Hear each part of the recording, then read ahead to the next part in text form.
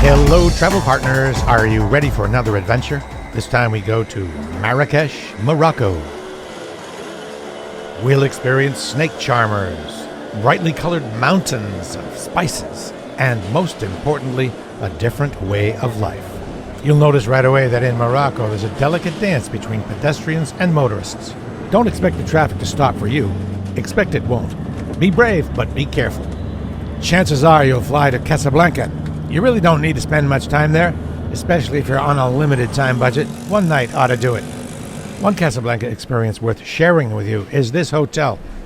Circumstance kind of forced me to stay here, and it was one of the more expensive hotels I've ever stayed in, but I don't regret it.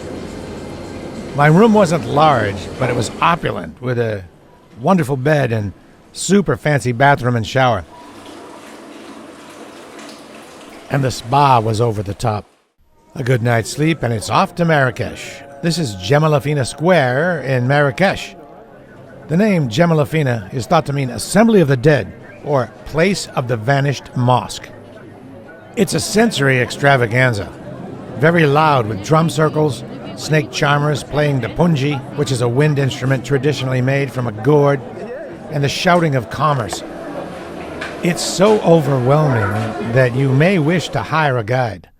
This was my guide. One of the advantages of having a guide is that he or she can help you find oases of exotic serenity in this din. Now back to the snakecharmers. I was, of course, fascinated by these people and their snake pets. And this was my snake charmer and my snake. Here's how it works. The charmers make a living charging a few bucks for photos of the spectacle, and the price usually includes a photo with the snake and its charmer. Any photos tourists take without paying for is money lost for them, and they view it as stealing. So they have eagle-eye lookouts that will chase you down if they catch you trying to score a photo on the down low.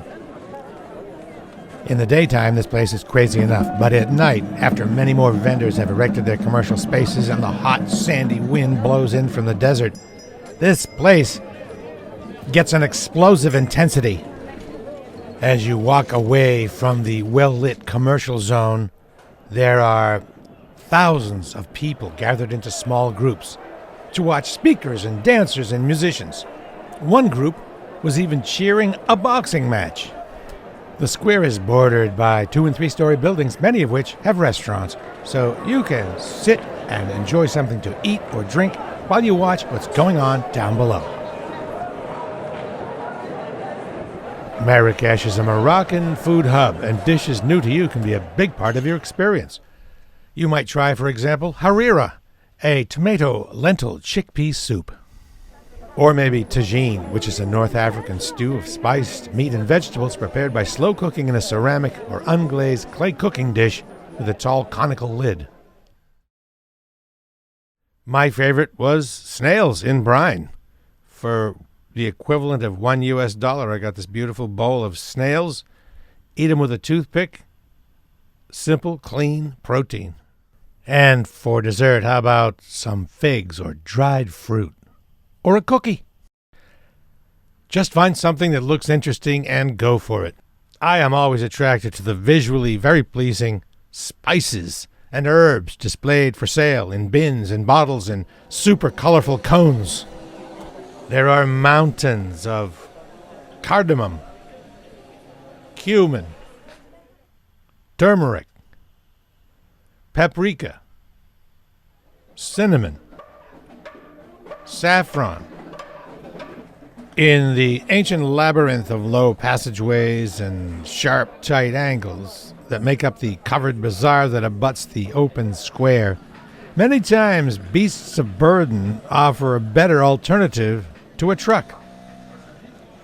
And gasoline fumes in this enclosed area would be unpleasant and unhealthy. Plus, I just think donkeys are cool. So far, we really haven't focused on all the fun stuff you can buy at great prices to take home with you. Well, let's do that now. There's lots of metalworking in the form of lanterns, some with colored panels, some without. You'll definitely find an abundance of interesting lighting. If you've come looking for an exotic conversation piece for the home, well, you've come to the right place. Leather tanning is a big industry here, and as a result, you can get great deals on leather goods. It's fun to walk through a tannery area. And then there are the rugs. Rugs are everywhere. Unless you really know what you're doing, don't spend a lot of money on a rug. If you like the way it looks and you don't care how long it lasts, and it's cheap, then go for it. But if you get home and find that rug is not what it was represented to be, there's nothing you can do about it. Marrakesh is a people-watching paradise. For the price of a cup of coffee, you can let locals come to you rather than the converse. You just sit there at your table, and they stream on by. Somehow taking the passive position at the table and letting the world come to you makes a significant difference in the experience.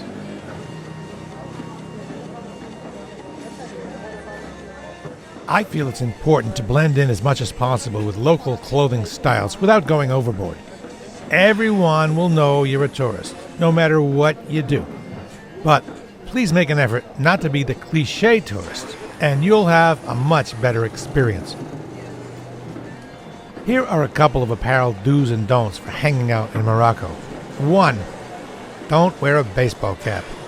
2. Don't wear shorts. And for the do's, do watch this parade of local fashion to get an idea of what seems to blend in. Now, I'm not suggesting that you wear religious garb or local costumes, but for men, you could wear dark slacks and a white short-sleeved shirt. Women, dress conservatively, and it wouldn't hurt to bring a headscarf just in case. I've been looking forward to returning to Marrakesh and feeling this vibe once again. It's been so long now since I was there, it almost feels like a dream. If you enjoyed this video, subscribe to my YouTube channel and get notifications so you know when I post new travel videos.